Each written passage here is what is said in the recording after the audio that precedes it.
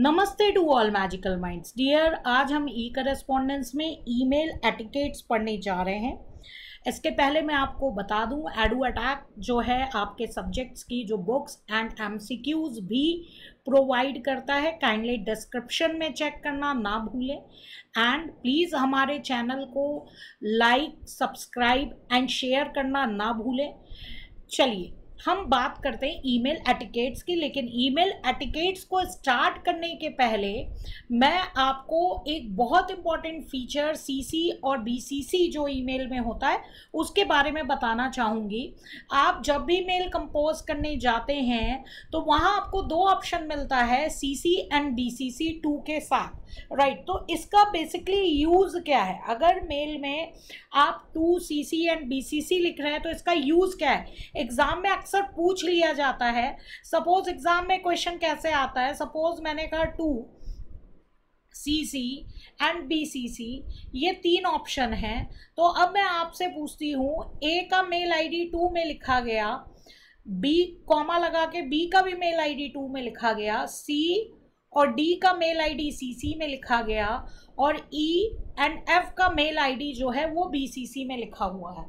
तो आप मुझे बताइए इसका क्या इम्पैक्ट आएगा, मेल किसको दिखेगी और किसको नहीं दिखेगी। तो सबसे पहले मैं आपको बीसीसी का यूज़ बता दूं, ब्लाइंड कार्बन कॉपी।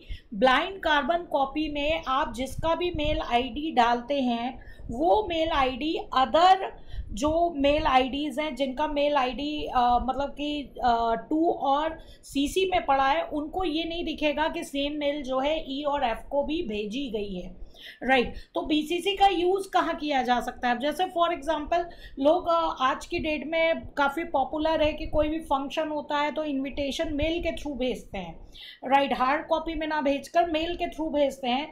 तो सपोज आपको 20 लोगों को इनविटेशन भेजना है, अब आप 20 लोगों का जो ईमेल आईडी है वो 2 में कॉमा लगा लगा कर अगर आप ऐड कर देंगे तो जब 20 लोग अपनी मेल आईडी खोलेंगे तो उनको 2 के बाद एक बड़ी लंबी सी एड्रेस, जो कॉमा लगा लगा के आपने इतने ढेर सारे ईमेल एड्रेसेस लिखे वो सब दिखेंगे। तो एक पैराग्राफ जैसा बन जाएगा बड़ा सा और उसके बाद उनको इनविटेशन दिखेगा। तो ये एक अच्छा इंप्रेशन नहीं डालता है।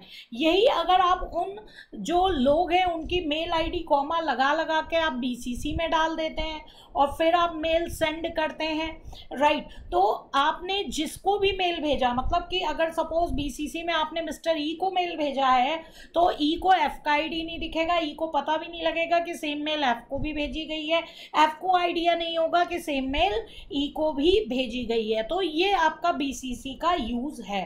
तो अगर आपसे एग्जाम में क्वेश्चन पूछा जाता है, अब सपोज जो मैंने सिनेरियो दे रखा है इसी सिनेरियो पे पूछा जाता है कि जो मेल है इसमें से कोई भी उठा लिया, सपोज मिस्टर ए को क्या दिखेगा कि सेम मेल किसको किसको भेजी गई है। तो मिस्टर ए को दिखेगा कि बी, सी और डी की मेल आईडी दिखेगी लेकिन ई और एफ की नहीं दिखेगी। ऐसे ही बी को ए, सी और डी की मेल आईडी दिखेगी लेकिन ई और एफ की नहीं दिखेगी। सी को ए, बी और डी की मेल आईडी दिखेगी, ई और एफ की नहीं दिखेगी।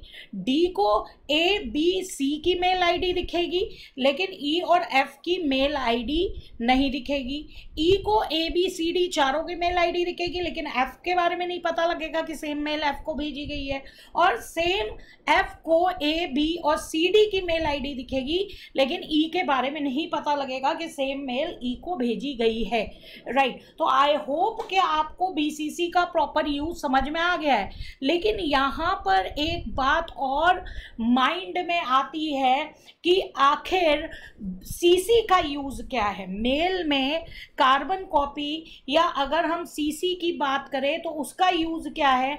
क्योंकि अगर हम ए और बी को मेल भेजते हैं, ए, बी और सी, डी को मेल भेजते हैं, चारों को ही एक दूसरे के नाम दिख रहे हैं, तो हमने सी, डी का नाम सीसी में क्यों लिखा? हमने सी और डी का नाम जो है ए और बी के बाद जो है सी और डी का नाम कॉमा लगा के, बी के बाद कॉमा लगा के सी का नाम लिख दिया होता और सी के बाद डी का नाम लिख दिया होता। तो ये भी तो कर सकते थे।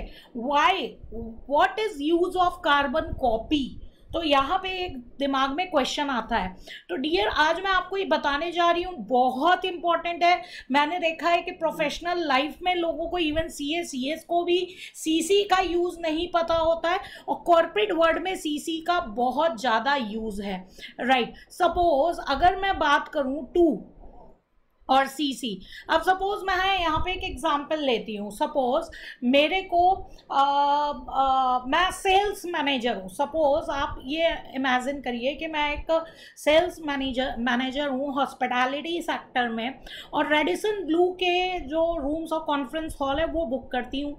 मेरे पास क्लाइंट आया, क्लाइंट ने मेरे को बोला कि आप मेरे को एक पर्टिकुलर डेट उसने बताई कि सपोज पर्टिकुलर डेट आप ले लीजिए 25 ऑफ जून के लिए आप मेरे लिए एक कॉन्फ्रेंस हॉल बुक कर दीजिए, राइट। मैंने उसके लिए मैं क्या करूँगी, मैं अपना डेटाबेस चेक करूँगी, मैं देखूँगी कि एक पर्टिकुलर सपोज कौशाम्बी ब्रांच है, कौशाम्बी गाजियाबाद का रेडिसन ब्लू का ब्रांच है, और वहाँ पे मुझे क्लाइंट के लिए कॉन्फ्रेंस हॉल जो है वो बुक करना है, राइट। तो मैं अपना डेटाबेस चेक करूँगी, मैं देखूँगी उस डेट पे वहाँ पे कॉन्फ्रेंस हॉल फ्री है कि नहीं है। अगर फ्री है तो मैं रिजर्वेशन वालों को मेल डालूँगी,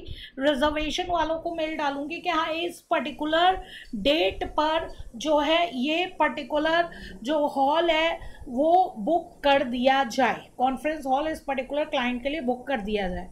अब 25 जून आया, वो क्लाइंट जो है रेडिसन ब्लू पहुंचा, और वहाँ रिजर्वेशन वाले कहते हैं कि नहीं आपकी तो कोई बुकिंग नहीं है। जब क्लाइंट ने पूछा, तो अब एक बात बताइए, क्लाइंट एसएम को फ़ोन करेगा, सेल्स मैनेजर को फ़ोन करेगा, सेल्स मैनेजर वहाँ दौड़ा जाएगा, दिखाएगा कि देखो मेरे सेंड बॉक्स पे मैंने ये मेल सेंड की थी, ऐसा पॉसिबल है? ऐसा पॉसिबल नहीं है, राइट। तो इन सारी चीज़ों से बचने के लिए सेल्स मैनेजर को क्या करना चाहिए था, रिजर्वेशन को तो मेल लिखनी चाहिए थी। किस पर्पस के लिए? For booking. रिजर्वेशन को किस लिए मेल लिखी जा रही है? For booking. और साथ ही साथ सेम मेल की जो कॉपी है, कार्बन कॉपी है, वो उसे क्लाइंट और अपने जो रिपोर्टिंग बॉस है उसकी आईडी में भी भेज देनी चाहिए। तब क्लाइंट के पास भी एश्योरेंस है कि हाँ सेल्स मैनेजर ने हमारे रिगार्डिंग जो है वो बुकिंग कर दी है। बॉस के पास भी एश्योरेंस है कि हाँ जो बॉस है, बॉस की मेल आईडी देखकर रिजर्वेशन वाले अपनी रिस्पॉन्सिबिलिटी से नहीं मुकर सकते हैं कि ये तो एक सीनियर पर्सन को भी ये मेल जो है वो भेजा जा चुका है। तो ये एक इम्पोर्टेंस होती है सीसी की। तो सीसी, अब आप टू में आपने क्लाइंट और बॉस का आईडी क्यों नहीं डाला? टू में क्लाइंट और बॉस का आईडी इसलिए नहीं डाला, मुझे बताओ, जो मेल में एक्शन लेने को कहा है, डायरेक्ट एक्शन लेने को कहा है, वो डायरेक्ट एक्शन किसको लेने के लिए कहा गया है? रिजर्वेशन को, राइट। कॉन्फ्रेंस हॉल बुक करने का काम किसका है? रिजर्वेशन का। क्लाइंट और बॉस को तो बस एक्नॉलेज करवाना था, क्लाइंट और बॉस को बस एक्नॉलेज करवाना था कि जो है आप ये मेल जो है भेजी जा चुकी है। उनको इस मेल पे कोई एक्शन नहीं लेना था। तो जिस मेन पर्सन के लिए मेल होती है उसका आईडी आप टू में डालते हैं, और जिनको एक्नॉलेज करवाना होता है उनकी मेल आईडी आप कार्बन कॉपी या सीसी में डालते हैं। ये आपके लिए बहुत इम्पॉर्टेंट चीज़ है, राइट। तो यहाँ पे ये चीज़ आपको पता होनी चाहिए। एक और एग्जांपल मैं आपको दे रही हूँ। एक बार काफ़ी एक ब्रांडेड कोचिंग सेंटर है, खैर मैं यहाँ पे उसका नाम नहीं लूँगी, काफ़ी बड़े ब्रांड का है, मतलब कि उनका कॉर्पोरेट कल्चर है। तो वहाँ पे मुझे अलग अलग सेंटर्स जो है वो दिए गए थे। तो उसमें से जो है 3 सेंटर्स मेरे पास थे। 2 सेंटर्स की मेरे पास रेगुलर इनकम थी, एक सेंटर मेरे को काफ़ी बाद में दिया गया था, तो उसके लिए बोला गया था कि उसका लमसम जो है आपका 6 मंथ्स का क्लासेस का जो है पेमेंट आएगा। अब 6 मंथ्स बीत गया लेकिन पेमेंट नहीं आया। मैंने HR वालों को मेल की तो HR वालों का रिप्लाई नहीं आया। फिर मैंने जो मेल लिखी उसमें 2 में, क्योंकि मेरी सैलरी किसको रिलीज करनी है? HR को। HR का आईडी मैंने कहाँ डाला? 2 में। एक्शन किसको लेना है? HR को लेना है। तो HR का मेल आईडी जो है वो मैंने 2 में डाला, और CC में जो मेरे एकेडमिक हेड जिनको मैं रिपोर्ट करती थी उनका आईडी, और जो सबसे उस डिवीजन के सबसे जो सुप्रीम हेड थे जो उसको चला रहे थे उनका आईडी मैंने CC में डाला। उसके बाद HR का जो रिप्लाई है विद इन 24 आवर्स आ गया था। इट मीन्स HR को ये बात पता थी कि इस मेल की जो कॉपी है वो सीनियर्स को भी गई है।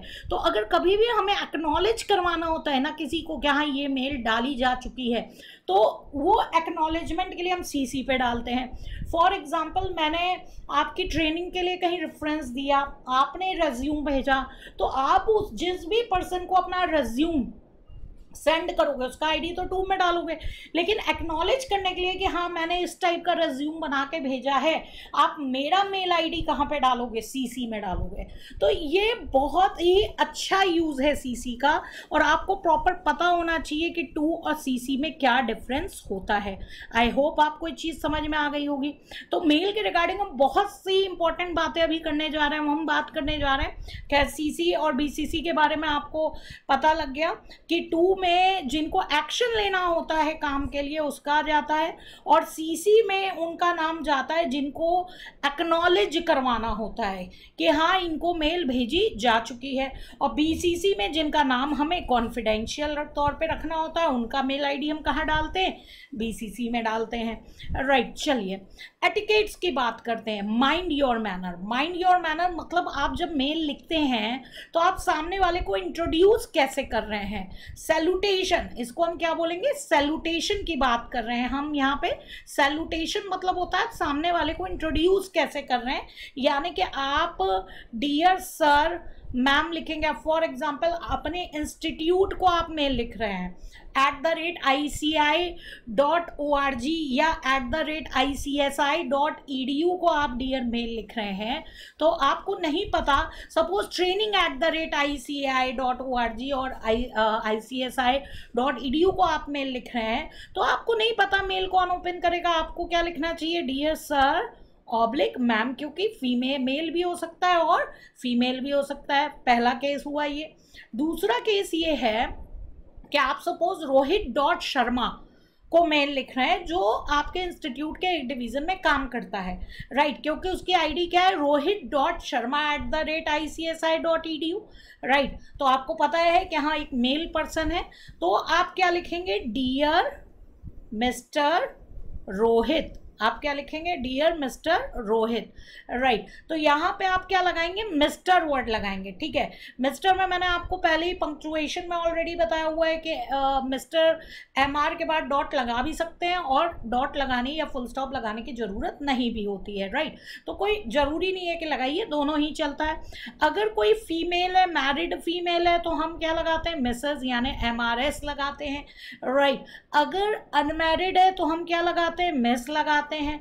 लेकिन एक क्वेश्चन और आता है कि अगर हमें नहीं पता कि फीमेल मैरिड है कि अनमैरिड है, इन दैट केस हम जो है MS लगाएंगे। राइट, मिस लगाएंगे, बस दैट इज सफिशिएंट। तो ये चीज़ें आपको ख्याल रखनी है। अच्छा, अगर हम फॉरेन की बात करें, हमारे इंडिया में तो फर्स्ट नेम लिखा जाता है। फॉरेन की बात करें तो जनरली वहाँ सेकेंड नेम, जैसे dear mister Sharma, second name जो है लिखना प्रेफर किया जाता है सैल्यूटेशन में। तो ये मैंने आपको दूसरा केस बताया। तीसरा केस ये है कि आपको पता है कि मेल कौन ओपन करेगा, और सामने वाला भी आपको बहुत अच्छे से जानता है। दूसरे वाले केस में सामने वाला आपको नहीं जानता था, लेकिन थर्ड केस में सामने वाला भी आपको बहुत अच्छे से जानता है, यानी कि कुछ इनफॉर्मल तरीके से भी आपको जानता है। आप कह सकते हो बहुत अच्छी आपकी बातचीत होती है। सीनियर होगा तो आप दूसरा ही वाला मेथड फॉलो करोगे, सेकेंड केस का फॉलो करोगे। सपोज हम लोग के कलीग्स होते हैं, हम ICSI में कई लोगों को जानते हैं। राइट, तो हम यहाँ पे लिख सकते हैं डियर रोहित। तो इन दैट केस अगर सामने वाला भी हमें बहुत अच्छे से जानता है तो हम मिस्टर मिसेस का यूज़ नहीं करते, हम डायरेक्ट डियर के बाद जो है नेम लिख सकते हैं। तो these are etiquettes. Mind your manner कि आप सामने वाले को एड्रेस कैसे कर रहे हो, आपको ये चीज़ें पता होनी चाहिए।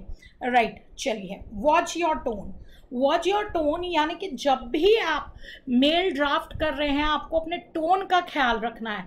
इवन कलेक्शन मेल भी है। कलेक्शन मतलब कि आपको सामने वाले से पैसे कलेक्ट करने, तो भी आपका टोन जो है रिक्वेस्ट फॉर्म या डिसेंट फॉर्म में होना चाहिए। जब तक वो तीसरा चौथा मेल नहीं होता है, तीसरा चौथा मेल है कलेक्शन का, देन आपकी लैंग्वेज थोड़ी हार्ड हो सकती है, लेकिन उसके पहले आपकी जो टोन है वो रिक्वेस्ट फॉर्म में ही होगी, राइट। ऐसा हार्शनेस नहीं होनी चाहिए आपकी लैंग्वेज की टोन में, right. Wait to fill in the to email address. अब ये जो टू रहता है, जो अभी हमने बात किया था, टू जहाँ पे हम जिसको मेल सेंड कर रहे होते हैं, रिसिपेंट का जो एड्रेस है जो हम डालते हैं उसको लास्ट में फिल करना चाहिए। ये चीज़ क्यों बोली गई? ये चीज़ बोली गई कि पहले आप रुकिए और बाद में टू को फिल करिए, यानी पहले आप पूरी मेल ड्राफ्ट कर लीजिए, अच्छे से अटैचमेंट लगा लीजिए, चेक कर लीजिए, उसके बाद टू को फिल करना चाहिए।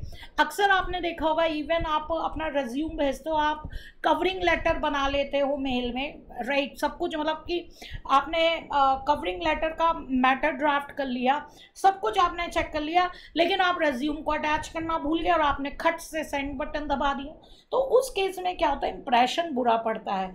तो यहाँ पे ये बोला गया कि टू को सबसे लास्ट में फिल करना चाहिए, टू को सबसे लास्ट में जो है वो फिल करना चाहिए, उसको जल्दी नहीं करनी चाहिए फिल करने में। ये चीज़ आपको यहाँ पे ध्यान में रखनी है, राइट। बी कंसाइज, कम से कम वर्ड्स को यूज़ करना है, बहुत ज़्यादा वर्बोस नहीं बनना है। वर्बोस का मतलब क्या होता है, ज़रूरत से ज़्यादा जो वर्ड्स को यूज़ करता है उसको हम वर्बोस बोलते हैं, राइट। उसको हम वर्बोस बोलते हैं, ये एक नेगेटिव कनोटेशन है, राइट। तो वर्बोस का मतलब ये होता है जरूरत से ज्यादा शब्दों का यूज करना। तो आपको वर्बोस नहीं बनना है, टू द पॉइंट आपको जो है मेल लिखना चाहिए। बी प्रोफेशनल, एब्रीविएशंस का, ऐसे एब्रीविएशंस का यूज ना करिए जिससे लोगों को कंफ्यूजन हो। हाँ, कुछ यूनिवर्सल है जैसे बी कॉम, एम कॉम, ये आप कर सकते हैं एब्रीविएशन, लेकिन जहाँ पे कंफ्यूजन होने के चांसेस हैं, अब हम सी एस हैं, आप मुझे अगर सी एस लिखोगे तो मैं तो कंपनी सेक्रेटरी ही समझूंगी, लेकिन आपका सी एस का मतलब कंप्यूटर साइंस है, इन दैट केस आपको वहाँ पे फुल फॉर्म लिखना चाहिए। तो बी प्रोफेशनल, आपको डिसाइड करना पड़ेगा, और ऐसे एब्रीविएशन तो बिल्कुल यूज नहीं करना है। जैसे आर लिखते हो तो आज की डेट में व्हाट्सएप मैसेज में आप ऐसे आर लिख देते हो, या एम को आप ऐसे एम लिख देते हो, दा को आप दा लिख देते हो, तो ये जो है ये तरीका आपका नहीं चलेगा, राइट। आप कभी भी प्रोफेशनल ईमेल ड्राफ्ट कर रहे हो, फॉर्मल मेल ड्राफ्ट कर रहे हो, आपको एब्रीविएशंस का यूज नहीं करना है। और करेक्ट स्पेलिंग और प्रॉपर ग्रामर का आपको ख्याल रखना है, ये तो बहुत ही ज़रूरी है। एक बार आप मेल को पढ़कर चेक कर लीजिए कि आपका, क्योंकि ये आपका इंप्रेशन क्रिएट कर रहा है सामने वाले के ऊपर कि आपको मेल ड्राफ्ट करना आता है कि नहीं आता है, राइट। तो ये चीज़ें हैं जो आपको ईमेल एटिकेट्स में जो है वो ध्यान में रखनी है। आई होप आपको इतनी चीज़ें समझ में आ गई होंगी। प्लेलिस्ट के लिए डिस्क्रिप्शन चेक करना ना भूलें। Keep learning. कोई भी दिक्कत है तो आप मुझे कमेंट्स में लिख सकते हैं। Thanks dear.